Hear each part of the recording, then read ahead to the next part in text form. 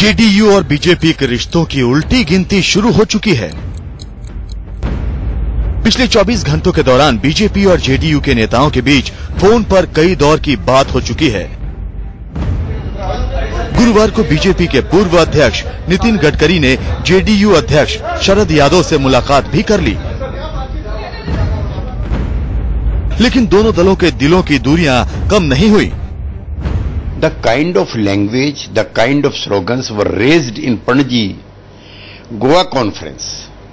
They themselves declared the post of the Prime Ministership to Mr. X. Then what is left in the coalition? They did not perform the dharma of coalition. Therefore, we have called our urgent meeting in Bihar in a couple of days. We will sit and we will discuss what is to be done. JDU के नेता साफ कर चुके हैं कि गठबंधन की उम्र ज्यादा से ज्यादा 2 दिन बची हुई है। फिर भी बीजेपी को उम्मीद है कि 2 दिन में दरार पाटने का कोई न कोई रास्ता निकल जाएगा। जनता दल यू के साथ भारतीय जनता पार्टी का बहुत ही पुराना रिश्ता है। भारतीय जनता पार्टी कभी नहीं चाहेगी कि जनता दल यू से हमारे रिश्ते टूटे, और इसी दृष्टि से हमारे नेता आदरणीय अडवाणी जी ने भी लोगों से बातचीत की है, और मैंने कल शरद जी से और नीतीश जी से बात की है। नीतीश कुमार के साथ जिस फोन कॉल के दम पर बीजेपी को लग रहा है कि जेडीयू के साथ फ्रेंडशिप का नया दौर शुरू होगा, उसे नीतीश कुमार ही कोई भाव देने को तैयार नहीं है। जो बातें आई है समाचार पत्रों में, जहां एक तरफ हम लोगों की जो स्थिति है, जो राजनीतिक डेवलपमेंट हो रहा है, उस डेवलपमेंट के मद्देनजर हम लोग आपस में चर्चा करेंगे और सारी परिस्थितियों पर विमर्श करेंगे। आज हमारे लिए कुछ भी कहना उचित नहीं है और संभव नहीं है। गठबंधन को लेकर है कि हम सब लोग जो कुछ भी हुआ है पिछले दिनों उसको लेकर कंसर्न हम लोग चर्चा करेंगे। अब बड़ा सवाल ये है कि क्या जेडीयू लाल कृष्ण आडवाणी के लिए बीजेपी पर दबाव बना रहा है, या फिर जेडीयू की नजर नया राजनीतिक मोर्चा बनाने पर है। जेडीयू इन दोनों विकल्पों पर एक साथ काम कर रहा है। ये बात नरेंद्र मोदी के चुनाव अभियान समिति के अध्यक्ष बनाने के बाद से ही साफ होने लगी थी। पहले मोदी की ताजपोशी को बीजेपी का अंदरूनी मामला बताते रहे जेडीयू के नेता आडवाणी की इस्तीफे के बाद से हरकत में आए। उन्हें जैसे ही संकेत मिला कि आडवाणी पीएम पद के दावेदार नहीं बन सकते, तो जेडीयू ने ममता बनर्जी और नवीन पटनायक के साथ नया मोर्चा बनाने की कवायद भी शुरू कर दी। फेडरल फ्रंट बन रहा है, क्या ये कहा जाए कि पूर्वोत्तर आज इसको एक कोई ठोस रूप ले चुका है, ऐसी बात नहीं, लेकिन हम अगर कॉमन कॉज को लेकर एक साथ मिलकर आवाज उठाएंगे तो भविष्य में कोई भी संभावना पैदा हो सकती है। ममता बनर्जी ने कहा कि आपको लीड करने के लिए नहीं, ऐसी कोई ये सब बात नहीं हुई है।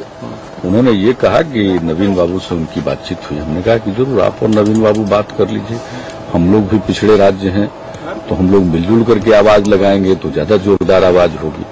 तो कमोबेश इस आधार पर this is the brain child of Mamata Banerjee ji. We are still, the moment I am talking to you, it is still we are the part and parcel of the JDU. Let the deliberations come on Patna, then only then we will be able to talk to you. अब बड़ा सवाल यह है कि JDU को मनाने के लिए बीजेपी के पास विकल्प क्या है। जेडीयू के नेता 15 जून से पहले बीजेपी के पीएम इन वेटिंग का नाम जानने की जिद ठान चुके हैं, और जेडीयू की ये फरमाइश पूरी कर पाना बीजेपी के लिए करीब करीब नामुमकिन है। ऐसे में 2 दिन बाद जेडीयू का फैसला क्या होने वाला है, ये बात आप जेडीयू नेता साबिर अली के इस बयान से समझ सकते हैं। ऐसा है, मैं अभी कोई कहूं थोड़ा जल्दीबाजी हो जाएगी, लेकिन हालात सामने हैं देश के, कोई चीज छुपी ढकी नहीं है, और हमारे पार्टी के दूसरे वक्ता जब भी जरूरत पड़ी है साफ साफ बात करने की प्रयास किए हैं। हमारे नेता भी साफ साफ बात करने का प्रयास किए। थोड़ा इंतजार की और जरूरत है, और मैं समझता हूं कि आज के तारीख में लोग आंखों की चमक, बॉडी लैंग्वेज, भौंका उठाना, चेहरे को चमकाना हर लोग समझने लगा है, और मैं समझता हूं ये काफी है समझने के लिए कि ये अलायंस किस दिशा में जा रही है। पटना में शैलेंद्र और दिल्ली में अजीत श्रीवास्तव के साथ यतेंद्र, दिल्ली, इंडिया न्यूज।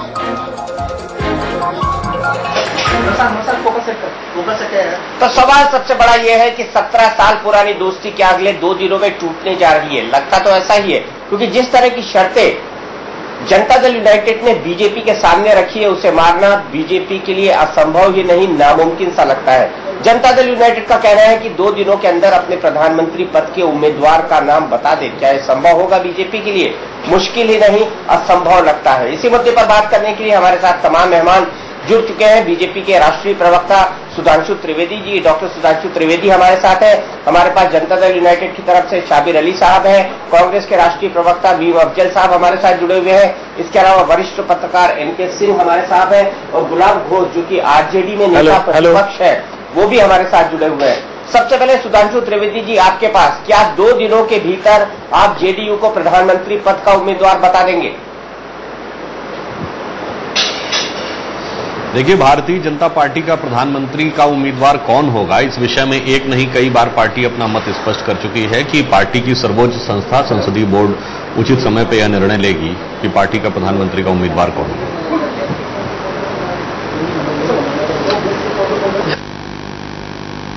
निर्णय लेगी, लेकिन उन्होंने 2 दिन का वक्त दिया है। कल आप बैठक बुलाइए, प्रधानमंत्री पद का उम्मीदवार निर्णय करिए, चर्चा करिए और घोषित कर दीजिए। दिक्कत क्या है? आपकी पार्टी में तो कई नेता है प्रधानमंत्री बनने के लिए। देखिए, मैंने स्पष्ट किया कि पार्टी का प्रधानमंत्री का उम्मीदवार कौन होगा, कब उसकी घोषणा होगी, किस प्रकार से होगी, सब पे निर्णय पार्टी का संसदीय बोर्ड लेगा। नहीं, मैंने आपकी बात मानी, लेकिन जनता दल यूनाइटेड ने आपसे कहा है कि 2 दिन की तरफ घोषित कर दे, वरना 15 और 16 के बीच वो अपना अलायंस तोड़ लेंगे। इसका मतलब ये है कि अगले 2 दिन में बीजेपी प्रधानमंत्री देखिए, जनता दल यू ने जा रही, जेडीयू के साथ नहीं शेयर करने जा रही। जनता दल यू ने जो भी अपनी बात रखी है, हमारी पार्टी का जो शीर्ष नेतृत्व है वो उस विषय में विचार करेगा और वो अपनी प्रतिक्रिया देगा। हेलो जी, मुझे आ रही है। क्या 2 दिन के अंदर आप प्रधानमंत्री पद का उम्मीदवार घोषित करेंगे, हाँ या ना? इस विषय पर जो भी निर्णय लेने का अधिकार है वो पार्टी के शीर्ष नेतृत्व और संसदीय बोर्ड को है।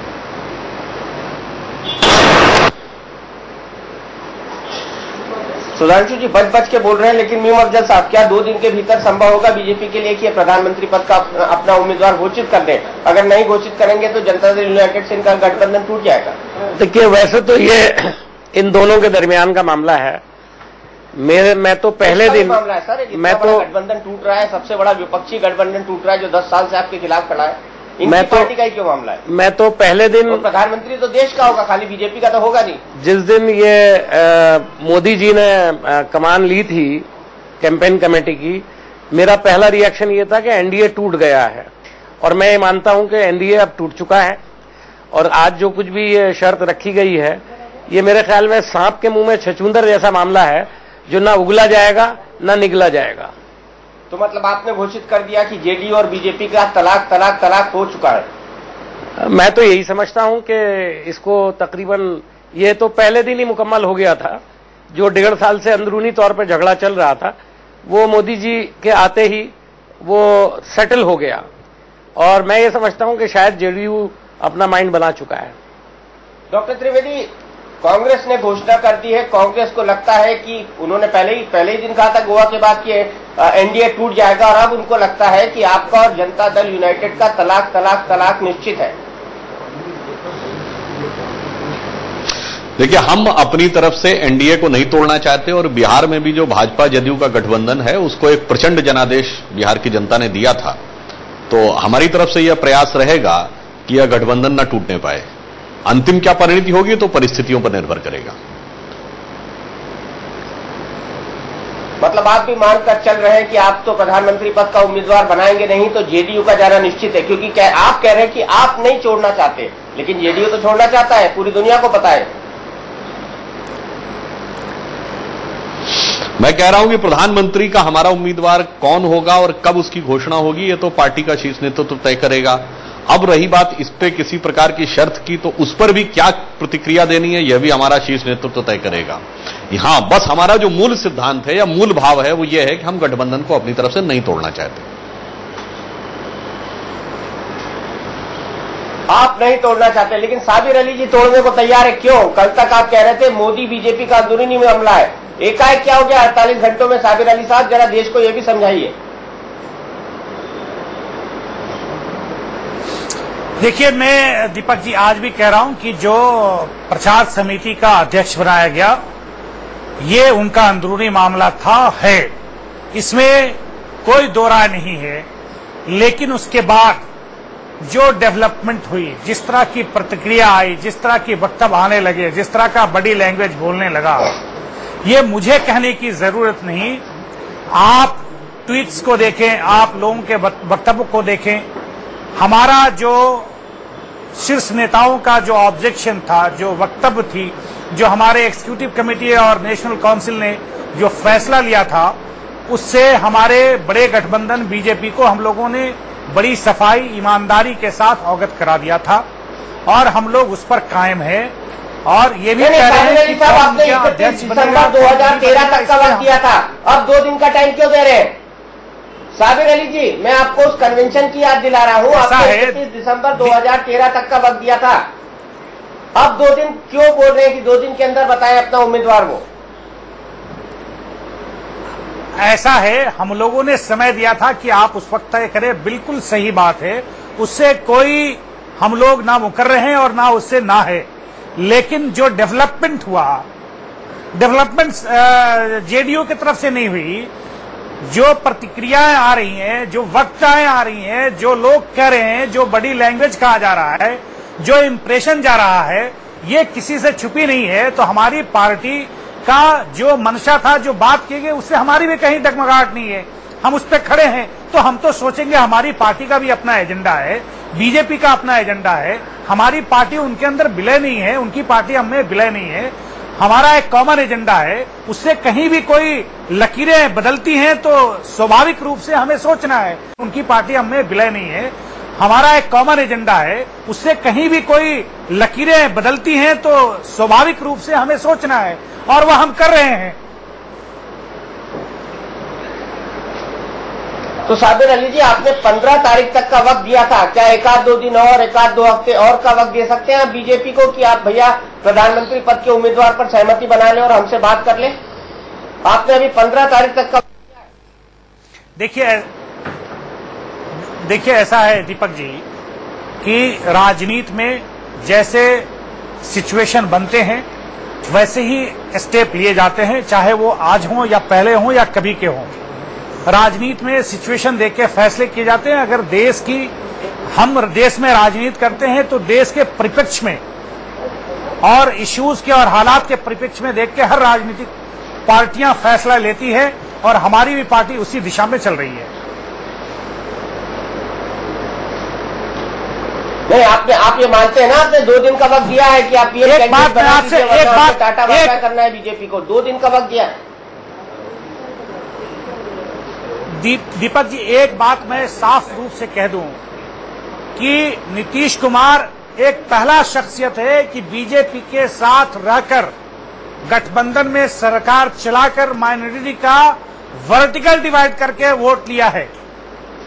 ऐसा कम से कम हिंदुस्तान के इतिहास में किसी व्यक्ति पर बीजेपी के साथ रहकर वो इसलिए हुआ कि नीतीश कुमार जो अब तक अपनी राजनीतिक जीवन में जो कुछ कहा वो किया, और 7.5 साल के कार्यकाल में बिहार में एक भी ऐसा इंसिडेंट नहीं है जो माइनॉरिटी के लोगों के खिलाफ गया हो। तो जो लोग हमारे साथ हैं देश के हर, नरेंद्र मोदी भी यही कहते हैं कि मुसलमानों का वोट गुजरात में उनको मिलता है, लेना चाहते हैं। साबिर भाई, नरेंद्र मोदी भी यही कहते हैं कि मुसलमानों का वोट गुजरात में बीजेपी को मिलता है। हमारी पार्टी देश के जिस हिस्से में है, जिस प्रदेश में है, मैं उसकी चर्चा करना चाहता हूं। मैं देश के उस पार्ट का चर्चा नहीं करता हूं। वहां के हालात का चर्चा करने जाएंगे तो उस पर आप डिबेट रखें दीपक जी, मैं खुल के बोलने के लिए तैयार हूं। वहां के लोग बोलने को तैयार हैं, मैं उस पर अभी नहीं जाना चाहता हूं। बिहार के लोग एक बार नहीं अनेकों बार 2 इलेक्शन में, बाय इलेक्शंस में, बहुत जगह, और वो इसलिए कि नीतीश कुमार ने ईमानदारी और दयानतदारी के साथ इस देश के हर सेक्शन, हर समाज के लोगों को साथ लेके चलने की बात की है और उस पे अमल किया है। चले, डॉक्टर सुधांशु त्रिवेदी भी हाथ उठा रहे हैं। बीजेपी ने वो अमल नहीं किया है। डॉक्टर सुधांशु त्रिवेदी, अब साहब मैं आपके पास आऊं उससे पहले जरा सहयोगियों में आपस में बात करा। माइनॉरिटी वाला चिंता लग रही है देश को। जी, जो माइनॉरिटी वाला विषय उन्होंने उठाया है उसको मैं थोड़ी सी एक बात स्पष्ट करना चाहूंगा। एक बिंदु तो आपने ही कहा कि मुसलमानों को पर्याप्त प्रतिनिधित्व गुजरात में दिया गया है, अगर सबसे ज्यादा पर कैपिटा इनकम है गुजरात में है, वो तो एक विषय है। मैं अभी याद दिलाना चाहूंगा, हमारी जो राष्ट्रीय कार्य समिति गोवा में हुई है, गोवा में भारी संख्या में क्रिश्चियन माइनॉरिटी है, मतलब उनकी बहुत बड़ी संख्या है। और जहां इतनी भारी संख्या में क्रिश्चियंस रहते हैं और वहां पर भारतीय जनता पार्टी ने स्पष्ट बहुमत की सरकार बनाई है। इससे पहले भी हमने सरकार चलाई है, यानी उन क्रिश्चियन माइनॉरिटी का पूरा विश्वास हमने प्राप्त करके गोवा में सरकार चलाई है। इसलिए मुझे ऐसा लगता है कि माइनॉरिटीज के मुद्दे के ऊपर भाजपा को लेकर जिस प्रकार का एक वातावरण बना है वो यथार्थ से थोड़ा परे है। यथार्थ से परे है बीजेपी को लेकर वातावरण। म्यू अफजल साहब मुस्कुरा रहे हैं। ऐसा है कि मैं यही कहूंगा कि भारतीय जनता पार्टी के लोग जो कहते हैं, अगर मुझे इजाजत दें तो मैं इस पे बोलूं। सब लोग सुनते हैं। मैं बिल्कुल साबिर भाई आ रहा हूं। अफजल साहब बोल रहे अपनी बात, फिर आपके पास क्या होगा। साबिर भाई से भी मैं आज थोड़ा सा इत्तेफाक नहीं करता। देखिए दीपक जी, मसला ये है कि बिहार के अंदर नीतीश जी ने सरकार चलाई बीजेपी के साथ। ये बात सही है कि नीतीश जी जिस मिजाज के लीडर रहे हैं, बहुत पहले से मैं जानता हूं, उनको कुछ मुस्लिम वोट अच्छा खासा वहां मिला, लेकिन मोदी को लेकर के जो स्टैंड उन्होंने लिया, इससे काफी हद तक मुसलमानों की एक सोच ये थी कि हम देखते हैं कि नीतीश जी की करनी में और कथनी में कितना फर्क है। आज भारतीय जनता पार्टी को छोड़ना नीतीश जी के लिए एकदम मजबूरी है। अगर वो नहीं छोड़ेंगे तो मैं आपको दावे से कहता हूं कि अगर वो नीतीश जी के साथ मोदी के साथ मिलकर के इलेक्शन में जाएंगे बिहार में, तो मुस्लिम में उनका वोट 0 हो जाएगा, यानी उन्हें बिल्कुल मुस्लिम वोट नहीं मिलेगा। और ये बात नीतीश जी भी अच्छी तरह जानते हैं, साबिर भाई भी अच्छी तरह से जानते हैं। तो ये बुनियादी तौर पर ये जो 2 दिन का अल्टीमेटम है, ये सोच करके दिया गया है कि ना तेल होगा ना राधा नाचेगी। तो ये बिल्कुल तय है कि शर्त ही ऐसी रखी गई है। बहरहाल ये तो हम एक विश्लेषण कर रहे हैं, सब लोग यहां बैठे हैं डिबेट में, मसला तो इनका दोनों का है। हम तो बाहर से खड़े हुए तमाशा देख रहे हैं। तो जो कुछ हमारी समझ में आ रहा है वो यही आ रहा है कि अब नीतीश कुमार इससे ज्यादा अफोर्ड नहीं कर सकते भारतीय जनता पार्टी को। अगर वो इसको अफोर्ड करने की कोशिश करेंगे तो वो सरासर घाटे में रहेंगे। और मैं आपको ये बता दूं कि अभी जो जेडीयू ने अपने रिजल्ट दिया है उसको 1.5 लाख पौने 2 लाख वोट ज्यादा मिला है, और उससे ये घबराहट है कि आरजेडी बहुत तेजी से आगे बढ़ सकती है। और मेरा भी यह अनुमान है कि इसमें आरजेडी को, कांग्रेस को बहुत बड़ा फायदा मिल सकता है बिहार के अंदर। आरजेडी और बीजेपी को फायदा, आरजेडी के गुलाम कौश हमारे और कांग्रेस को फायदा। आरजेडी के गुलाम कौश हमारे साथ बने हुए। गुलाम कौश जी, क्या 17 साल से दोनों दोस्त जो साथ चल रहे थे बीजेपी जेडीयू, आपको लगता है कि अब साथ रह पाएंगे? क्या लग रहा है आपको पटना की सड़कों पे आज? एक बहुत अच्छा शेर है, उम्र सारी तो कटी इश्क बुता में मोमिन, सुना दीजिए आज तो शेर का दिन है। वक्त में क्या खाक मुसलमान होंगे। कह रहे हैं कि उम्र सारी तो कटी इश्क बुता में मोमिन, अब आखिरी वक्त में क्या खाक मुसलमान होंगे। 72 चूहे खा के बिल्ली चली हज को। 7.5 साल राज भोग करने के बाद नजर आया कि नरेंद्र मोदी अच्छे नहीं है। लेकिन वहां पर जब वाकया हुआ था गोधरा में, ट्रेन में जो विस्फोट हुआ था, उसका जांच नहीं हुआ आज तक। अगर वो जांच हो गया होता तो नरेंद्र मोदी के कमर में रस्सी और हाथ में हथकड़ियां लगी होती। लेकिन उसका बचाने वाला कौन है ये सब लोग जानते हैं, और इनको अडवाणी अच्छे लग रहे हैं। नरेंद्र मोदी को गुजरात का दंगा था, अडवाणी तो पूरे देश का अडवाणी पूरे देश का दंगा ही था, जिसने एक मस्जिद तोड़वाया, जिसके कारण दर्जनों मंदिर भी टूटे, सैकड़ों हजारों इंसान मारे गए, भाई से भाई जुदा हुए। वो खराब है, ये अच्छे हैं, ये अच्छे हैं, वो खराब है। ये आरएसएस के गोद में बैठकर उनसे वफा की उम्मीद करते हैं। हमें उनसे है वफा की उम्मीद जो जानते नहीं वफा क्या है। गीत के मान में मांस खोज रहे हैं ये लोग।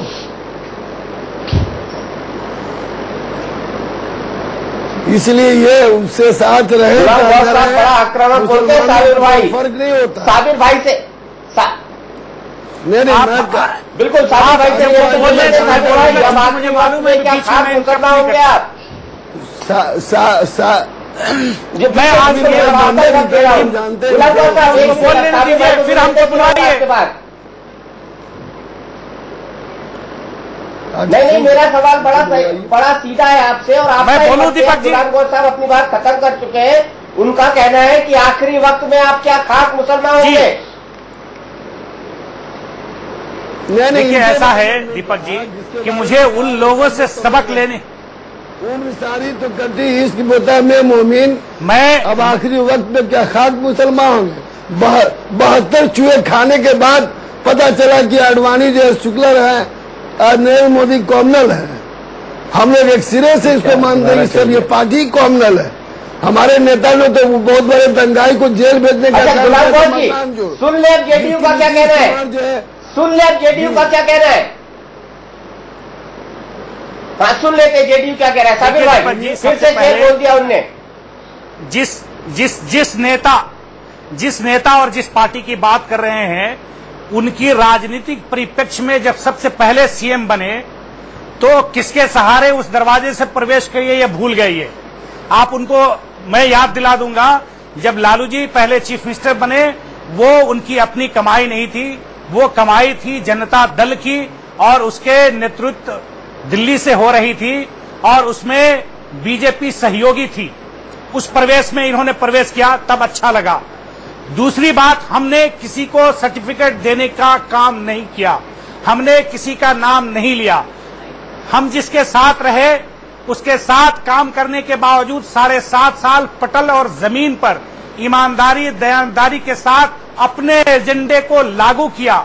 नंबर 2 कि जो ये कह रहे हैं कि 70 चूहे इस तरह के अल्फाज ये इस्तेमाल कर सकते, हम नहीं कर सकते। हमारे पास बात करने की अल्फाज इस्तेमाल करने की एक सीमा है, उससे नीचे तो कहावत है। लेकिन मैं आपको याद दिला साबिर अली जी ये तो कहावत है। बॉम्बे रिटर्न है आपको मैं कहाँ रिटर्न हूँ। अब मैं इस देश का ही बॉम्बे देश में रहता है। मेरे ख्याल में काफी दे सकते मैं नहीं। गुलाम गौर साहब पर्सनल नहीं होना चाहिए। मैं आने दीजिए हमको बात आदमी है तो पर्सनल नहीं होना चाहिए, ये डिबेट है। मैं आप लोगों से अपील करता हूं कि व्यक्तिगत आरोप न लगे तो बेहतर होना चाहिए। अफजल साहब हमारे सबसे वरिष्ठ भाई है, मैंने कहा उस बात का वजन होना चाहिए। मैं डॉक्टर सुधांशु त्रिवेदी के पास चलता हूं। क्या डॉक्टर सुधांशु त्रिवेदी साबिर अली जी जिस तरीके से कह रहे हैं उस तरीके से 7.5 साल 8 साल बीजेपी का कोई कंट्रीब्यूशन नहीं है सरकार में? देखिए मैं ये कहना चाहूंगा कि ये सारा का सारा जो कंफ्यूजन या भ्रम उत्पन्न हो रहा है वो सांप्रदायिकता के विषय को लेकर उत्पन्न हो रहा है। और मैं ये कहना चाहूंगा कि भारत की राजनीति में यदि सबसे सेकुलर पार्टी कोई रही है तो भारतीय जनता पार्टी रही है। अब आप इसके ऊपर कुछ व्यंग कर सकते हैं मगर मैं यथार्थ के साथ बोल रहा हूं। मैं कांग्रेस के नेता महोदय से पूछना चाहूंगा कि यूपीए 1 सरकार में कांग्रेस के प्रधानमंत्री मनमोहन सिंह ने यह कहा था कि मुस्लिम should have the first right over the national resources of India. मैं ये कहना चाहूंगा क्या भारतीय जनता पार्टी के किसी भी नेता ने किसी भी समय, प्रधानमंत्री तो बहुत ऊपर के पद पर बैठे हुए हैं, कभी यह कहा कि किसी अमुक कम्युनिटी का या अमुक वर्ग का देश के संसाधनों पर पहला हक होना चाहिए? अगर हमने विरोध किया तो हम सांप्रदायिक हैं। बताइए कौन सांप्रदायिक है, वो या हम? आरजेडी के नेता लालू प्रसाद यादव जी ने यूपीए 1 सरकार के समय में जब सिमी पे प्रतिबंध लगा तो उन्होंने कहा सिमी तो एक कल्चरल ऑर्गेनाइजेशन है, और उसके बाद सर्वोच्च न्यायालय ने उस प्रतिबंध को अपहेल्ड किया। अब आप ये बताइए अगर हमने विरोध किया तो कहते साहब हम सांप्रदायिक हैं। यूपीए 1 में ही एक दूसरे नेता थे रामविलास पासवान जी, जिन्होंने जब आईएमडीटी एक्ट को क्वैश किया गया बांग्लादेशी घुसपैठियों के मुद्दे के ऊपर, जिस पर सर्वोच्च न्यायालय ने यह लिखा हुआ था कि this Bangladeshi infiltration amounts to external aggression over India. इसका मतलब यह बांग्लादेशी घुसपैठ भारत पर विदेशी आक्रमण के समान है, और उन्होंने यह कहा कि सारे बांग्लादेशियों को नागरिकता दे देनी चाहिए। हमने विरोध किया तो हम सांप्रदायिक हैं। तो मेरा कहने का मतलब यह है कि सांप्रदायिकता के आईने में ये तथाकथित सेकुलरवाद के जो चैंपियन दल हैं, पहले वो अपने को देखें और तब जो है वो हमारे ऊपर उंगली उठाएं। सुधांशु त्रिवेदी जी, बाबरी मस्जिद गिराने में बीजेपी का क्या रोल रहा था? उसके बारे में कमीशन की रिपोर्ट आई है। भारतीय जनता पार्टी का किसी भी प्रकार का कोई रोल उसमें नहीं रहा था। ये बातें इतने वर्ष की इंक्वायरी के बाद भी चीजें सामने आई है कि उसमें जब लिब्रान कमीशन की रिपोर्ट संसद में सुधांशु जी, ये सब जो बात आप करते हैं, माफ कीजिए मैं बीच में मदाखलत कर रहा हूं, ये सब बात जो आप करते हैं इसी से आपके दो चेहरे नजर आते हैं। आप बात करते हैं मुसलमानों को उनका हक मिलना चाहिए, बात भी करते हैं, और जब आप 500 टिकट बांटते हैं तो उसमें 2 मुसलमान नहीं होते पूरे पार्लियामेंट। हिंदुस्तान की 20% आबादी को आप इस तरह नजरअंदाज कर देते हैं जैसे उनका कोई वजूद ही नहीं है, और आप कहते हैं हम सबको बराबर से ट्रीट करते हैं, हम सबको बराबर का मौका देते हैं। मुझे बताइए तो सही, आपके यहाँ रिप्रेजेंटेशन का क्या हाल है? किसी भी स्टेट में कितने मुसलमान एमएलए हैं, कितने मुसलमानों को आपने टिकट दिए हैं? आप तो चाहते हैं कि मुसलमान पॉलिटिकल प्रोसेस से अलहदा हो जाए। ये बिल्कुल सामने की बात है। इनके 2 मुस्लिम लीडर है ना। देखिए, मुसलमान एमएलए और एमपी का टिकट देना तो दूर की बात है। मैं तो पहले ये कहूंगा कि जो आज सच्चर कमीशन ने मुसलमानों की हालत को बयान किया है, उसके लिए कौन जिम्मेदार है? 66 साल में 6 साल राज करने वाली भाजपा या 60 साल हुकूमत करने वाले सेकुलर दल? मैं उत्तर प्रदेश का हूं, मैं उदाहरण आपने 8-9 साल जो राज किया उसमें बता दीजिए क्या आजादी के बाद। 1 मिनट मेरी पूरी बात सुन लीजिए। मैं बता रहा हूं, उस समय देश की उत्तर प्रदेश की ब्यूरोक्रेसी में और सरकारी सेवा में 20% मुसलमान था, आज 2% मुसलमान है। इसके लिए कौन जिम्मेदार है? 6 साल यूपी में शासन चलाने वाली भाजपा या 60 साल शासन चलाने वाले सेकुलर दल? मुसलमानों को जिस मुकाम तक पहुंचाया गया है, जो सच्चर कमेटी की रिकमेंडेशन में दिखाया गया है, उसके लिए 66 साल में 56 साल हुकूमत करने वाली कांग्रेस जिम्मेदार है। माफ कीजिए, आपकी जो सोच है और आरएसएस की जो सोच है, वो सोच सब जगह मौजूद है, उसकी जिम्मेदारी उस सोच पर है। मैं किसी व्यक्ति विशेष को या एक पार्टी को इसका जिम्मेदार नहीं मानता, लेकिन आप उसमें योगदान देते हैं बाकायदा। रिप्रेजेंटेशन को कम करने में उनको हिंदुस्तान की किसी हमारे राज्यों में जहां जहां हमारी सरकार 1980 में पार्टी बनी है बीजेपी, नहीं हमने दिया। रिप्रेजेंटेशन को कम करने में उनको हिंदुस्तान की किसी हमारे राज्यों में जहां जहां हमारी सरकार 1980 में पार्टी बनी है बीजेपी, नहीं हमने दिया। नहीं, मैं एक बात कहना चाहूंगा, सभी मैं इस पर एक लंबी क्लियर फील्ड था, इसमें एक लंबी बहस हो सकती है। 1947 के बाद क्या हालात थे, जिन हालात के तहत मुसलमानों का रिप्रेजेंटेशन कम हुआ, उस पर मैं पूरी बहस कर सकता हूं, लेकिन शायद उसका मौका नहीं है। अगर मैं करूंगा तो 2 घंटे लग जाएंगे आपको। मेरे ख्याल से हमको मूव कर दिया, मूल मुद्दे पे आना चाहिए, मुद्दे पर वापस आना चाहिए। 2 दोस्तों की दोस्ती टूट रही है। साबिर अली साहब, मैं आपके पास आऊं उससे पहले एनके सिंह साहब से विश्लेषण लेना चाहूंगा, उसके बाद मैं सीधे आपके पास आ रहा हूं। एनके सिंह साहब बहुत देर से बैठे हुए, आधा घंटा हो गया है। सिंह साहब, मेरा बड़ा सीधा सवाल, क्या बीजेपी और जेडीयू में तलाक तलाक तलाक तय है, और क्या 2 दिन में बीजेपी पूरी कर सकती है इस डिमांड की कि प्रधानमंत्री पद का उम्मीदवार घोषित हो जाए? ये चारों पॉलिटिकल क्लास की तकरीर सुनने के बाद, पॉलिटिकल पार्टीज के नुमाइंदे की, मुझे लगा कि चुनाव का मौसम आ गया है, क्योंकि सब लोग अपने अपने स्टैंड पे कायम हैं। देखिए, ये जो आपने सवाल किया है, इसको लॉजिकल प्रेमाइस के हिसाब से इसको तय कीजिए। एक बात बिल्कुल निश्चित है कि बीजेपी की मजबूरी है नरेंद्र मोदी का लाना। नरेंद्र मोदी को लाना ही, नरेंद्र मोदी आएंगे जब वोट लेंगे तो क्या ऐसा नहीं है कि वो संन्यास लिए बैठे हैं, लिहाजा वो प्रधानमंत्री बनेंगे ही बनेंगे, ये भी तय है। और प्रधानमंत्री अगर आप पहले ऐलान करेंगे तो आपको कुछ वोट भी ज्यादा मिलेंगे। जो बर्जियनिंग मिडिल क्लास है वो नरेंद्र मोदी को सुहाता है, वो अच्छा लगता है, ये बात स्पष्ट है। नरेंद्र मोदी आएंगे तो नीतीश कुमार उस सिस्टम में नहीं रह सकते, क्योंकि नरेंद्र मोदी के आने के साथ कुछ स्टिग्मा है जो नीतीश कुमार को लग रहा है कि हमारा मुस्लिम वोट कहीं छिटक जाएगा और पूरी जिंदगी के लिए हमें एक स्टिग्मा हो जाएगा, हमारे ऊपर कलंक लग जाएगा कि साहब ये तो मोदी की सदारत में रहे हैं। तो दूसरा ये है प्रेमाइस कि नरेंद्र मोदी अगर आते हैं तो नीतीश कुमार नहीं रहेंगे, ये भी स्पष्ट है। अब मुश्किल यह है, लॉजिकल जो फैलेसी है इसमें वो ये है कि हर कोएलिशन का कैरेक्टर होता है कि वो सत्ता के लिए कोएलिशन बनता है और दूसरा वोट मैक्सिमाइज करने के लिए बनता है, जिसको कि हम सेफोलॉजी में कहते हैं opposition index unity, OIU, opposition index unity.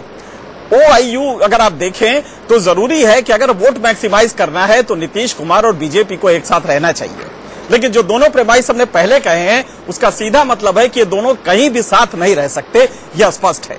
ऐसी स्थिति में क्या भविष्य होगा इस कोएलिशन का? स्पष्ट है कि ये कोएलिशन इस समय चलने नहीं जा रहा है। दोनों मैक्सिमाइज कराना चाहते हैं। अगर बीजेपी अपने वोट बनाने के लिए नरेंद्र मोदी को लाती है इतने विरोध के बावजूद, तो ये नैतिक जिम्मेदारी नीतीश की भी तो है कि वो भी तो अपना वोट बढ़ाएंगे। ये इसमें कोई अनैतिक है भी नहीं। अगर कोएलिशन आपका टूटता है क्योंकि आप नरेंद्र मोदी को लाके अपना वोट बढ़ा रहे हैं, तो क्या जनता दल का ये नैतिक जिम्मेदारी नहीं है कि वो अपना वोट बढ़ाए? और उसका वोट नहीं बढ़ता है अगर नरेंद्र मोदी आते हैं तो। लिहाजा नीतीश कुमार अलग हो रहे हैं तो कहीं से कोई गलती नहीं है। मुश्किल यह है कि ये पेच ऐसा फंसा हुआ है कि चूंकि शेर का माहौल था, गैर मुमकिन है कि हालात की गुत्थी सुलझे। अहले दानिश ने बहुत सोच के उलझाया है। ये इतना पेच फंसा हुआ है कि मुझे उम्मीद नहीं है कि इसमें कहीं भी कोई सॉल्यूशन मिलने जा रहा है। सबसे बड़ा घाटा जो है इसमें यह है कि अपोजिशन इंडेक्स यूनिटी अगर टूटती है बिहार में, तो एक ऑर्गेनाइज्ड पार्टी है जिसका नाम बीजेपी है, उसका कैडर है, आरएसएस का कैडर है, और सबसे बड़ी बात है कि एक आइडियोलॉजिकल सपोर्ट बेस है। नीतीश कुमार के पास वो कैडर नहीं है। लिहाजा अगर ये ऑपोजिशन यूनिटी टूटती है तो जो नुकसान होगा वो नीतीश कुमार को एक बड़ा नुकसान होगा। मुस्लिम वोट मिलेंगे, ये बात बिल्कुल सही है, और कम से कम इस मुद्दे पे बिल्कुल मिलेंगे, लेकिन क्या वो ऑफसेट करेंगे जो बीजेपी के ट्रांसफरेबल वोट होते थे? तो हम साइकोलॉजिकली देखें तो अगर ये टूटता है तो बीजेपी का उतना नुकसान नहीं होगा, बल्कि कहीं फायदा हो सकता है, क्योंकि कैडर बेस है उसका। नीतीश कुमार की पार्टी के चूंकि कैडर बेस नहीं है, एक पार्टी एक दूसरे आधार पे आई है, लिहाजा कहीं ना कहीं नुकसान होगा। तो ये तौलना उनको है कि क्या हम इस फायदे को देखें या 16.5% जो मुसलमान है उनके साथ अपने को नजदीकी करें। ये बात बिल्कुल सही कि कांग्रेस का वहां पे सिर्फ 8.5% वोट है, तो कांग्रेस के साथ भी अगर जाते हैं तो बहुत कुछ उनको फायदा नहीं होने जा रहा है। लिहाजा मुझे लगता है कि अपोजिशन की यूनिटी को देखने के लिए नीतीश कुमार को एक बार फिर से सोचना पड़ेगा। नीतीश कुमार को सोचना पड़ेगा, तो गलती कर रहे हैं नीतीश बाबू। साबिर अली साहब, गलती विशेषज्ञ यही बोल रहे हैं, कल हमारा सर्वे भी यही बोल रहा था। ऐसा है 11 सीटें कम से कम हो जाएंगी आपकी, 9 सीटों पर आ जाएंगे आप। ऐसा है कि राजनीति में कैलकुलेशन 1 + 1 2 होता है, लेकिन कभी कभी 1 + 1 + 2 4 करने के लिए उसकी कैलकुलेशन 3 + 1 भी किया जाता है।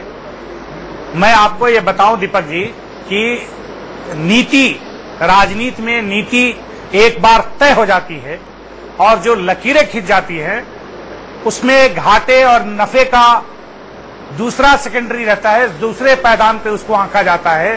पहले जो एक बार तय हो गया वो किसी भी पार्टी के लिए वो सर्वोपरि रहती है, नंबर 1। दूसरी बात, इलेक्शन अभी 10 महीना बाकी है या 6 महीना बाकी है।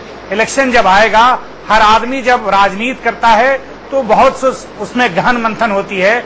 और एनके सिंह साहब बड़े वरिष्ठ पत्रकार हैं, मेरे बड़े भाईजान, मैं उनका बहुत सम्मान करता हूं, और जो उन्होंने बातें कही है मैं उसका भी सम्मान करता हूं। लेकिन साथ साथ ये कहता चलूं कि किसी के पास ऑर्गेनाइज भले ही वर्कर्स हों, हमारी पार्टी भी जमीन से उठ के आई है और काम करके आई है, किसी की दी हुई जागीर पर नहीं आई है। लेकिन बहुत सी ऐसी पार्टियां, मैं बीजेपी की बात नहीं कर रहा हूं, बहुत सी ऐसी पार्टियां बिहार में दूसरे की दी हुई जागीर पर अपनी खेती की, लेकिन हमारी पार्टी खेती खुद मगर जंगल को खोदा, जमीन बनाई, सड़क बनाई और उस पे अपना घास लहला रहा है, अपनी खेती लहरा रहा है और अपनी तामीर कर रहा है, जो बिल्डिंग दिखाई दे रही है। इसलिए हमको बहुत सोचने की जरूरत नहीं है। सोचने की जरूरत नहीं है। देखिए डॉक्टर त्रिवेदी, ये तो सब सोच के बैठ चुके हैं। अब ये 2 दिन तो इन्होंने आपको, ताकि 2 दिन में इनकी 15 तारीख को बैठक हो जाए, 2 दिन तो इन्होंने आपको ऐसे ही ग्रांट में दे दिए हैं। इनका बिछड़ना आपसे तय है, तो अब 2-2 हाथ की बात हो ही जाए इनसे। देखिए, मैं आपसे पहले ही स्पष्ट कर चुका हूं कि हम अपनी तरफ से नहीं चाहते कि यह गठबंधन टूटे, मगर जो परिस्थिति उत्पन्न होगी उस पर हम अपनी उस समय प्रतिक्रिया देंगे। आज सुधांशु जी टेलीग्राफिक लैंग्वेज में बोल रहे हैं। नहीं, मैं ये कहना चाहता हूं कि आज देश में आवश्यकता है कि यूपीए के भ्रष्टाचार से लड़ने के लिए और जिस प्रकार का यूपीए का कुशासन है उससे लड़ने की आवश्यकता है। इसलिए हम ये चाहते हैं कि हमारा जो एनडीए है वो बना रहे, क्योंकि आज पूरे देश की जनता को देखें तो वो विकल्प एनडीए में देख रही है। ये तमाम जो सर्वेक्षण आए उनमें भी दिखाई पड़ा है। और एनडीए में सबसे बड़े घटक के रूप में भारतीय जनता पार्टी दिख रही। तो इस आधार पर हमारा यह विचार है कि गठबंधन न टूटे, अंततः जो परिणाम होगा उस पे उस समय पे प्रतिक्रिया दी जाएगी। डॉक्टर साहब, मीम अफजल साहब आपसे एक सवाल पूछना चाह रहे हैं। डॉक्टर साहब, आपने बड़ी अच्छी बात कही और ये जो रिकॉर्ड है काफी दिन से चल रहा है आपका भ्रष्टाचार के खिलाफ, और हम भी भ्रष्टाचार के खिलाफ हैं और चाहते हैं, हमने तो एक्शन भी लिया है। लेकिन आप कभी कभी ऐसा लगता है जैसे आपको भ्रष्टाचार ज्यादा अजीज है, इंसानों की जान ज्यादा अजीज नहीं है। आपने भ्रष्टाचार पर हमारे मंत्रियों का इस्तीफा माना, पार्लियामेंट नहीं चलने दी, फूड सिक्योरिटी बिल आप नहीं लाने दिए, उसके बाद आपने इसी भ्रष्टाचार को लेकर के हमारे प्राइम मिनिस्टर का इस्तीफा मांगा। लेकिन जब छत्तीसगढ़ के अंदर 28 लोग आपकी गलती और आपकी नेग्लिजेंस और आपके क्रिमिनल नेग्लिजेंस से मारे गए, तब आप जो है वो नैतिकता का आधार भूल गए। आपने इस्तीफे की बात नहीं की। आपके नजदीक इंसानों की जान की पहले भी कभी कोई कीमत नहीं थी और आज भी कोई कीमत नहीं है। गुजरात से लेकर के आज तक जितने भी दंगे हुए हैं उसमें जो आपका एटीट्यूड रहता है वो यही रहता है। आप कितनी बढ़िया बातें कर लें कि हम बड़े सेकुलर हैं, पूरा देश मानता है कि इस देश में दो पार्टियां हैं, एक सेकुलरिज्म के नाम पर चलती है वो है कांग्रेस पार्टी, और एक धर्मनिरपेक्षता के नाम पर जो चलती है वो है कांग्रेस पार्टी, और जो एक कम्युनल आउटफिट के हिसाब से चल रही है पार्टी वो भारतीय जनता पार्टी है। बाकी दूसरी जो पार्टियां हैं उनका अपने अलग अलग विचार है, बहुत सारी चीजें हैं, इसको पूरा देश मानता है। मैं आपको एक बात कहना चाहता हूं, आज ये हमने तो पहले दिन बोल दिया था कि एनडीए जो टूटा फूटा रह गया था वो भी खत्म। आप 22 से स्टार्ट हुए थे, 3 पर रह गए, 4 पर रह गए, अभी आपके साथ 2 और आपसे सहमत एक जाने वाले हैं, दूसरे भी आपसे सहमत नहीं करते हैं, छोटे से हैं, महाराष्ट्र में चंद सीटें हैं उनकी। अकाली दल की भी खामोशी जो है वो बड़ी मानीखेज है, अभी वहां भी रंग देखिएगा आप। देखिए, मैं आपको सच्ची बात बताऊं, आप समझ रहे हैं कि मोदी वोट कैचर हैं। ये पॉलिटिक्स छोड़े घर में ये वोट कैचर नहीं है, ये छूत की बीमारी है जिस इस बीमारी के साथ कोई साथ जाने को तैयार नहीं होगा। कम से कम देश की पार्टियां तो उसके साथ जाने को तैयार नहीं होंगी, ये सामने दिखाई दे रहा है। अब आपको समझते हैं कि लोग इसके नाम पर वोट डालेंगे, तो वक्त आएगा तो हम बताएंगे। हम तो ये साबित कर चुके हैं, गुजरात के बाहर मोदी जी को वोट नहीं मिला, अभी जो 3-4 इलेक्शन हुए उसमें नहीं मिला, आपको कर्नाटक के अंदर मोदी जी का कोई चरिश्मा नजर नहीं आया, और आने वाले वक्त में आप कितने बीसी के 60 होते हैं। और मोदी जी ने अभी जिन साहब को उत्तर प्रदेश भेजा है, अभी उनके जाने के बाद खुद भारतीय जनता पार्टी में जो घमसान हो रहा है अंदर ही अंदर, उसका भी रूप सामने आना शुरू हो जाएगा। बहुत सीनियर लोग आपके पड़े हुए हैं भारतीय जनता पार्टी के उत्तर प्रदेश में, वहां बाहर से इंपोर्ट करने वालों की जरूरत नहीं है, जिनके पीछे क्रिमिनल रिकॉर्ड साथ साथ आ रहा है। आप उत्तर प्रदेश में आने के बाद अगर सोचते हो, देखिए इस देश के अंदर कम्युनल फ्लेयर अप 1992 से ज्यादा न कभी हुआ है और न शायद भगवान करे कभी ना होगा। उस वक्त जो आपकी हालत थी तब भी आप कुछ कर नहीं पाए थे, और आप मोदी को क्या, अगर उनसे भी ज्यादा कम्युनल इमेज का कोई आदमी हो उसे ले आइए, कुछ नहीं होने वाला है। देश अपने हिसाब से चलेगा। ये मुल्क देश ये जो है ये सेकुलर है, यहाँ के लोग सेकुलर हैं और यहाँ की बड़ी आबादी सेकुलर है और उसी अंदाज से वोट करती है। बड़ी लंबी तकरीर हो गई। डॉक्टर सुधांशु त्रिवेदी, आपके पास।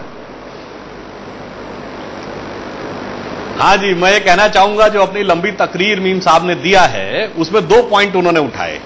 एक तो साहब ये उठाया कि मोदी जी रिडंडेंट हैं, दूसरा उन्होंने ये उठाया कि भारतीय जनता पार्टी को इंसानी जान की कीमत नहीं पता। मैं दोनों पॉइंट पे कहना चाहूंगा कि अभी पिछले दिनों में जितने भी सर्वे हुए हैं भिन्न भिन्न पत्र पत्रिकाओं और टीवी चैनल्स ने, उन सब में मोदी जी की पॉपुलरिटी राहुल गांधी जी और प्रधानमंत्री जी की पॉपुलरिटी से 1.5 से 2 गुना आई है। तो ये पूरे देश में हकीकत क्या है इसको आंकड़े बयान कर रहे हैं, इसके लिए तकरीरों की जरूरत नहीं है। अब दूसरी बात आती है कि भाजपा इंसानी जान की कीमत नहीं समझती, तो मैं अभी लेटेस्ट उदाहरण देना चाहूंगा। इन्होंने छत्तीसगढ़ में हमारे लिए कहा कि हमारी नेग्लिजेंस की आधार के ऊपर वो हुआ, उसके मैं डिटेल में नहीं जाता। इनको इस बात का हक है कि ये कह दें कि हमारी राज्य सरकार थी, हमारी गलती हुई, मगर राजनैतिक रिएक्शन उस पर क्या था? इनके बड़े सीनियर मोस्ट लीडर महासचिव दिग्विजय सिंह जी ने क्या बोला कि जिन्होंने मारा वो भी हमारे भाई थे। मैं मीम साहब को बताना चाहता हूं, कांग्रेस के लीडर थे महेंद्र कर्मा, जिनके शरीर में कितनी गोलियां लगी हैं? 85 गोलियां लगी हैं, 85 बुलेट्स, और उसके बाद भी चाकू से भी मारने के निशान हैं। जो लोग 85 गोलियां मारते हो और उसके बाद भी चाकू के निशान हो, वो भाई कहने लायक हैं? और तीसरी बात कि भाजपा जो है उसकी वो अल्पसंख्यकों के प्रति या दंगों के प्रति संवेदनहीन है और कांग्रेस संवेदनशील है, तो उस पर मैं पुराना ऐतिहासिक उदाहरण बताना चाहूंगा कि 1984 में जब सिखों के दंगे हो रहे थे, उस समय कांग्रेस के तत्कालीन प्रधानमंत्री स्वर्गीय राजीव गांधी जी ने क्या कहा था कि जब बड़ा पेड़ गिरता है तो धरती हिलती है। सीधे सीधे प्रधानमंत्री ने जस्टिफाई किया था उन दंगों को। भारतीय जनता पार्टी के कभी भी किसी भी नेता ने किसी भी फोरम पे कभी यह नहीं कहा कि यदि ये होना था तो इसके बदले में ये होना था। ये दो उदाहरण इस बात के लिए पर्याप्त हैं कौन जान की कीमत को समझता है और कौन संवेदनशील है और कौन लोकप्रिय है।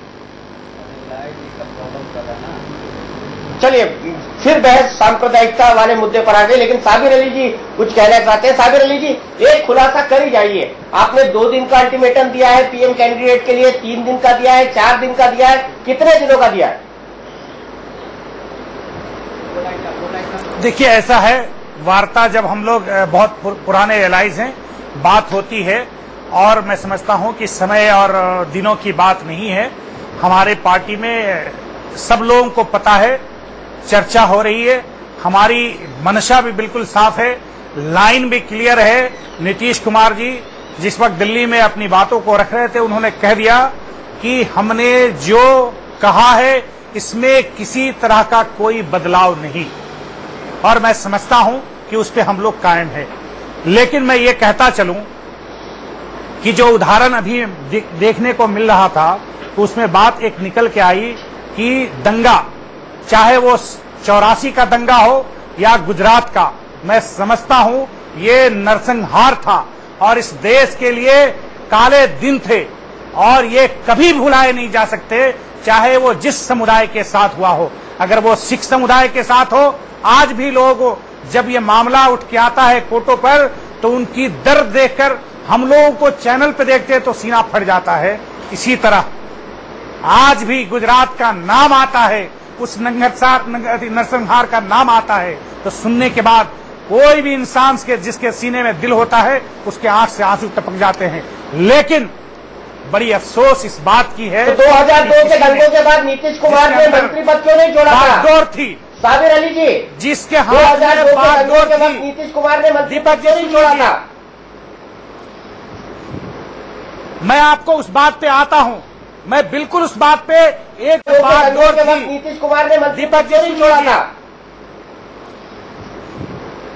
मैं आपको उस बात पे आता हूं, मैं बिल्कुल उस बात पे एक बार नहीं 10 बार सफाई दिया हूं और मैं उस पे खुल के बात करने के लिए तैयार हूं। वो रेल मंत्री थे, प्रधानमंत्री अटल बिहारी वाजपेयी जी थे। उन्होंने रेल मंत्री होने के नाते लेकिन दंगे नरेंद्र मोदी करा रहे थे, रिपोर्ट करना चाहिए। आप यही कहते हैं ना, दंगे नरेंद्र मोदी करा रहे थे। मैं यही कह रहा हूं, मैं नाम लेना नहीं चाहता, मैं कह रहा हूं कि जिसके हम बागडोर कुमार का रेल मंत्री होने के बावजूद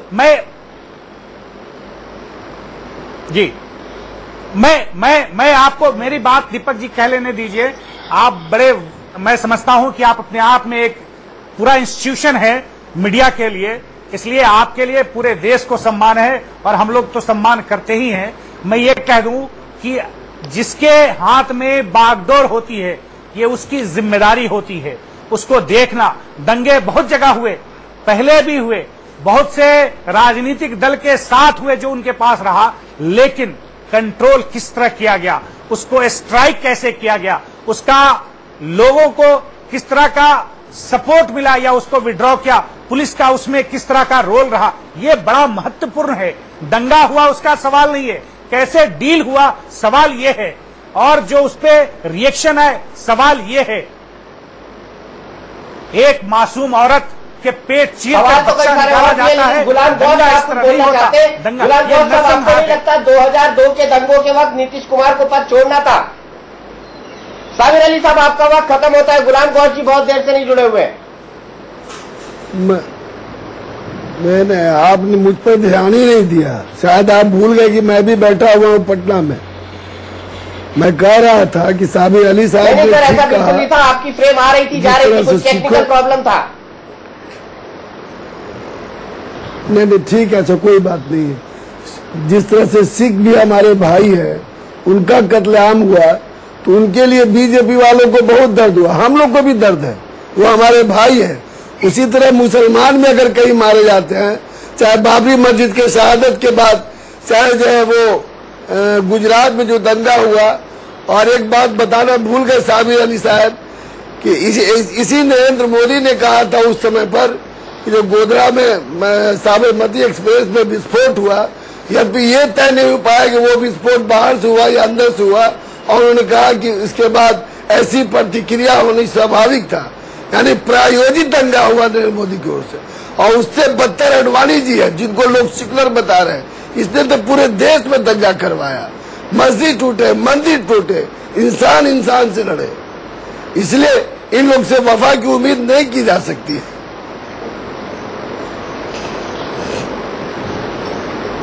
वफा की उम्मीद नहीं की जा सकती। क्लोजिंग कमेंट साबिर अली जी, टाटा बाय बाय कह रहे हैं जेडीयू को एक लाइन में। वक्त नहीं है मेरे पास, सिर्फ 2 मिनट है, सबके बाद जा रहा है मुझे। मैं दीपक जी सिर्फ इतना ही कहूंगा कि पार्टी ने जो लाइन लिया है, नीतीश कुमार जी ने कह दिया, वो पत्थर की लकीर है। और पत्थर की लकीर बदलेगी नहीं। पत्थर की लकीर का मतलब यही होता है सुधांशु त्रिवेदी जी, ये 2 दिन का कोई मतलब नहीं है। ना आप इनको पीएम कैंडिडेट बताएंगे और न ही आपके साथ रहेंगे, स्वीकार लीजिए इस बात को। हम उचित समय पे अपना निर्णय आपको स्पष्ट करेंगे। नहीं, आपको निर्णय लेने लायक तो उन्होंने छोड़ा ही नहीं ना, उन्होंने तो निर्णय ले चुके हैं। आपके निर्णय लेने की बात कहां थी? आप तो गठबंधन बचाना चाहते हैं, वो छोड़ के भागना चाहते हैं। अब जो भी अंतिम परिस्थिति उत्पन्न होगी उस पर हम अपना जो भी निर्णय और प्रतिक्रिया होगी ये बताएंगे। नहीं अफजल साहब, आपको क्या लग रहा है? कांग्रेस देखिए, मैं तो कर रही है, मैं तो सहवाग की तरह एक जुमले में ये कहूंगा कि एनडीए उसी दिन टूट गया था जिस दिन नरेंद्र मोदी जी ने गोवा में कमान संभाली थी। अब तो सिर्फ फॉर्मेलिटी पूरी हो रही है और दोनों पार्टियां ये कोशिश करेंगी कि टूटने की जिम्मेदारी दूसरे के गले में डाल दें। बस इससे ज्यादा कुछ नहीं कहना। इससे ज्यादा कुछ नहीं। गुलाम गौस साहब, अब आपको लग रहा है कि बीजेपी और जेडीयू का साथ नहीं रहेगा? दिख गया है साहब? नहीं, इससे हम लोग को कोई फर्क नहीं पड़ता, ये साथ रहे या नहीं रहे। महाराजगंज के चुनाव ने साबित कर दिया है कि जनता ने इनके सारे विकास के ढोंग को और सुशासन के ढोंग को, विधि व्यवस्था के ढोंग को, विकास दर के ढोंग को रिजेक्ट कर दिया है, नकार दिया है। इसलिए कि मुख्यमंत्री जी वहां गए थे, इन्होंने कहा था कि अगर आपके लिए हमने काम किया है तो आप हमको वोट दीजिए, और अगर आपके लिए हमने काम नहीं किया तो हमको वोट मत दीजिए। जनता ने वोट नहीं देके इनको जवाब दे दिया कि अब आपकी उल्टी गिनती शुरू हो गई है। चलिए, बहुत बढ़िया, अच्छा क्लोजिंग कमेंट था आपका। इनके सिंह सर, आखिरी सवाल आपसे, क्या देख रहे हैं अब एक फेडरल फ्रंट भी आपको शक्ल लेता हुआ दिखाई दे रहा है देश की राजनीति में? देखिए, कभी भी जो रीजनल इस तरह के कोएलिशन होते हैं वो पोस्ट इलेक्शन फेनोमेनन होता है, प्री इलेक्शन उसका कोई मतलब नहीं होता है। ममता 4 वोट बिहार में नहीं दिलवा सकती, नीतीश कुमार 4 वोट बंगाल में नहीं, तो उसका कोई फायदा नहीं होने जा रहा है। ये पोस्ट इलेक्शन फेनोमेनन है। यहाँ पे जो झगड़ा हुआ है, इख्तलाफात इतने बढ़ गए हैं दोनों के बीच में, इतना ज्यादा डिफरेंसेस हो गए हैं, पोजीशनिंग हो गई है कि अब अगर ये नजदीक आते भी हैं तो जनता को विश्वास नहीं होगा, लिहाजा इनको कोई फायदा नहीं मिलने जा रहा। और इंडेक्स ऑफ अपोजिशन यूनिटी का जो फायदा मिलता है ऑटोमेटिक हमारे जो इलेक्टोरल सिस्टम में, वो इनको नहीं मिलने जा रहा है। लिहाजा टूटना अवश्यंभावी है, और अगर नहीं भी टूटता है तो इनको कोई फायदा नहीं मिलेगा। आपको हम याद दिला दें कि अभी भी आरजेडी के पास एब्सोल्यूट टर्म्स में 27-28% वोट हैं, 27.28% है टू बी मोर प्रिसाइज। अगर ये टूटता है तो 39%, 39.56% बीजेपी का जो एब्सोल्यूट टर्म्स में है, और करीब 38% आरजेडी का है। दोनों को स्प्लिट कर दीजिए तो ये लोग कम घाटे में रहेंगे और आरजेडी निकल जाएगा, जो अभी की स्थिति है। मुझे लगता है कि ये फिर से एक बार सोचना चाहिए कि जो इख्तलाफ जो दोनों के बीच में बदमज़गी है वो इतनी दूरी ना कर लें कि कहीं भी अगले 10 महीने में कोई चांस ना हो नजदीक आने का, और नजदीक नहीं आएंगे तो इनको नुकसान दोनों को होगा। मुझे लगता है कि जेडीयू को ज्यादा नुकसान होगा, और ये कोई बहुत बड़ा नैतिक उसकी बात नहीं है, क्योंकि आप साथ रहे हैं, इतने साल रहे हैं, और आपको यहां तक मकाम जो आया है, जो पॉलिटिकल लेजिटिमेसी मिली है, उसमें बीजेपी का एक रोल है। तो मुझे लगता है कि एक बार फिर से रिव्यू दोनों करें, सिर्फ जेडीयू नहीं। उतनी ही गलती बीजेपी भी की है कि ऑल ऑफ ए सडन आप किसी को ले आते हैं अपने वोट को बढ़ाने के लिए, और उसको लेके ऐतराज है कहीं। तो मेरे ख्याल से दोनों को सोचना चाहिए कि ये नुकसान जो होने जा रहा है ये आरजेडी को कहीं ना कहीं फायदा करेगा। तो आरजेडी को फायदा करेगा, लेकिन अब नुकसान से ज्यादा दोनों के अहम पर बात आई है, और वो भी राजनीतिक अहम पर।